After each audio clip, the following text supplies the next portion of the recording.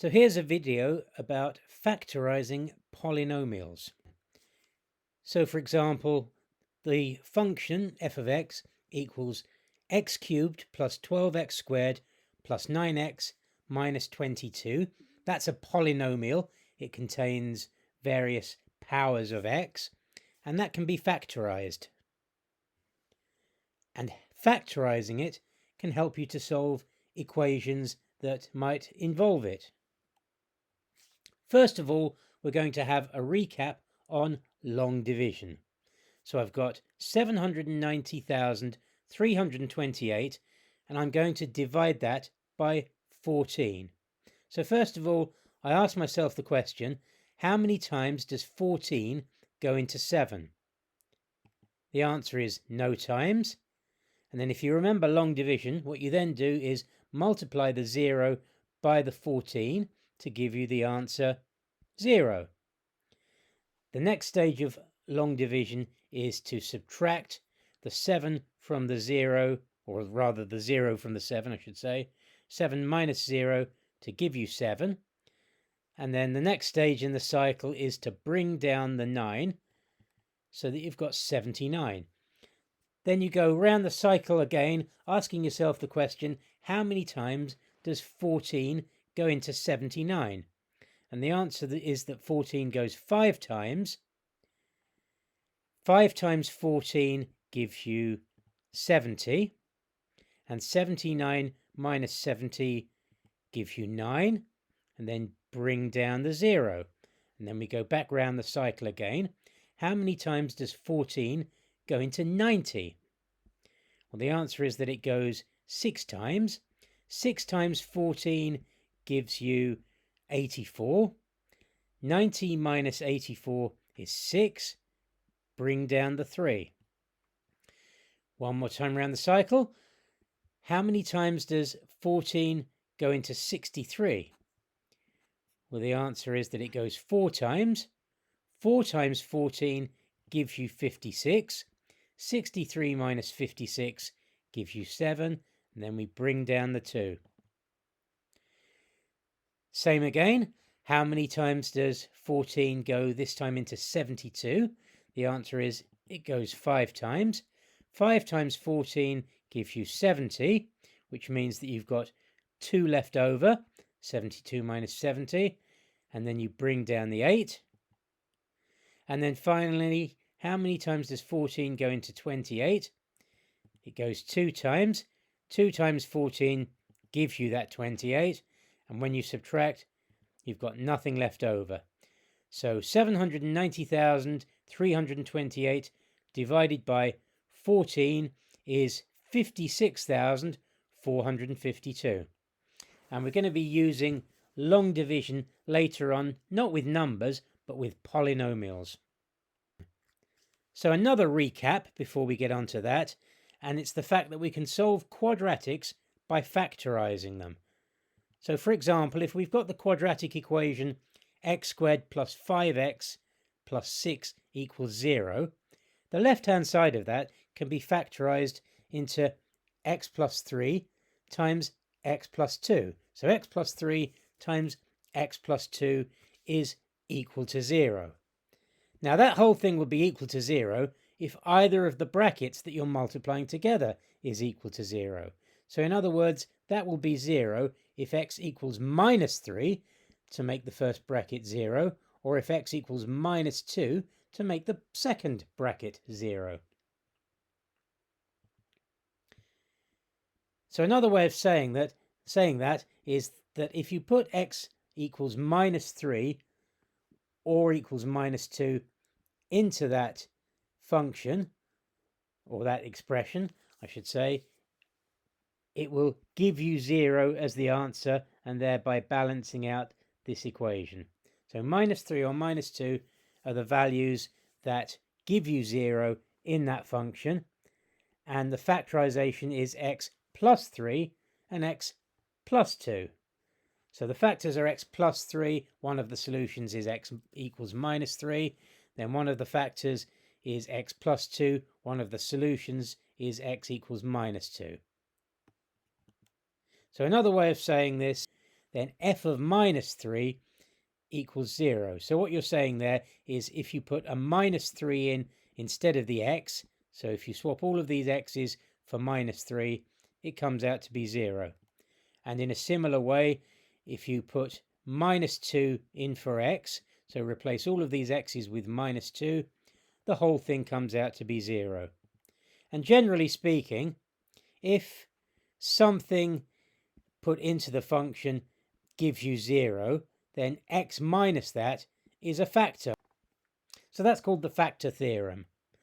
For a polynomial, if f of a equals 0, then x minus a is a factor of the function f of x. So getting on to factorizing a cubic expression. So we've got the cubic function f of x equals x cubed plus 12x squared plus 9x minus 22. And we're just going to try some values of x to see if we can get 0. So let's just try sticking 1 in there. So f of 1 is what you get if you stick in 1 for the x there. So you get 1 cubed plus 12 times 1 squared plus 9 times 1 minus 22. And as it happens, that does come out to be 0. So the fact that f of 1 gives you 0, putting 1 into the function gives you 0, tells you that x minus 1 is a factor of this. So this cubic expression, x cubed plus 12x squared plus 9x minus 22, can be divided by x minus 1. So that can be one of the factors of it, or that is one of the factors of it, and we can hopefully figure out the other factors. So, in other words, x cubed plus 12x squared plus 9x minus 22 can be written as x minus 1 times something else. And this is where long division comes in. So we're going to try and divide x cubed plus 12x squared plus 9x minus 22 by x minus 1 and see what expression we come up with. Well, if we divide x cubed by something with x in, we're going to get something with x squared up there. And then when we do the multiplying out, we need to have an x squared up there so that when we multiply it by the x, we'll get x cubed. So the first thing to say is, what do I need to multiply the biggest thing by, the x, to get the biggest thing in here, the x cubed?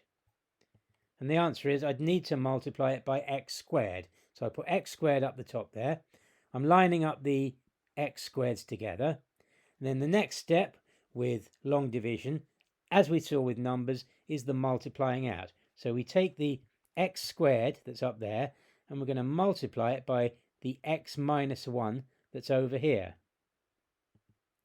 So the x squared times the x gives you an x cubed, and the x squared times the minus 1 gives you a minus x squared. So x squared times x minus 1 equals x cubed minus x squared. Now the next step is the subtraction. X cubed minus x cubed disappears. 12x squared minus, then that's another minus there, so you've got minus minus x squared. 12x squared minus minus x squared gives you 13x squared. Then the next step is to bring down the 9x. We've now got to ask ourselves the question, what do I need up here that when I multiply it by what's over here will give me the 13x squared? And the answer to that is that a 13x there would do that, so that when we do the next stage, multiply out, we get 13x times x minus 1 is 13x squared minus 13x, because the 13x times the x gives you the 13x squared, and the 13x times the minus 1 gives you the minus 13x.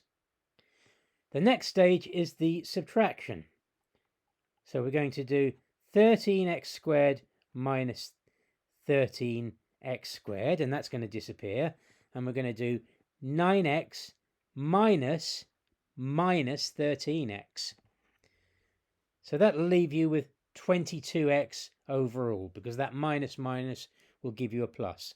Then the next step is to bring down the next thing, which is a minus 22.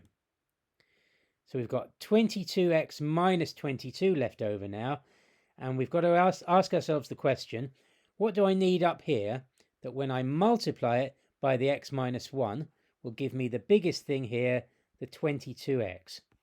And the answer to that is 22 will do that. So I can now multiply out 22 times x minus 1 will give me 22x minus 22.